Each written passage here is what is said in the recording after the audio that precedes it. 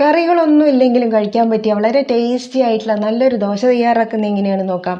ഇതിനായിട്ട് 1 കപ്പ് റവ എടുത്തിട്ട് വറുത്തതോ വറുക്കാത്തതോ എടുക്കാം.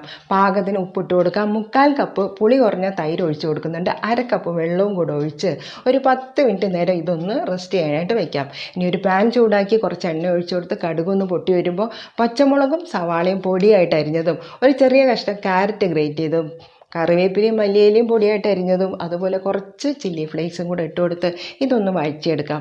ഇനി കുതിർത്തെടുത്ത റവ നമുക്ക് മിക്സിയുടെ ജാറിലേക്ക് ഒഴിച്ച് കൊടുത്തിട്ടുണ്ട്. അതിൻ്റെ കൂടെ കുറച്ച് 1/4 കപ്പ് വെള്ളവും കൂടെ ഒഴിച്ച് നല്ല ദോശമാവിൻ്റെ പരുവത്തിൽ അരച്ചെടുത്ത ശേഷം ഫ്രൈ ചെയ്ത് വെച്ചിരിക്കുന്ന വെജിറ്റബിൾസും കൂടെ അതിലേക്ക് ഇട്ട് ഇതുപോലെ ഒന്ന് ഇളക്കി കൊടുക്കാം. ഇനി ചൂടായ ദോശത്തവയിലേക്ക് ഓരോ സ്പൂൺ വീതം ഇതുപോലെ കോരി ഒഴിച്ച് പതുക്കെ ഒന്ന് പരത്തി ലോ ടു മീഡിയം ഫ്ലെയിമിൽ വേണം ഇത് വേവിച്ചെടുക്കാൻ. ഇരുവശവും മുരിഞ്ഞ് വരുമ്പോൾ കുറച്ച് നെയ്യോ ഓയിലോ ഒന്ന് സ്പ്രെഡ് ചെയ്ത് കൊടുത്താൽ വളരെ ടേസ്റ്റി ആയിട്ടുള്ള ദോശ തയ്യാറായി കേട്ടോ.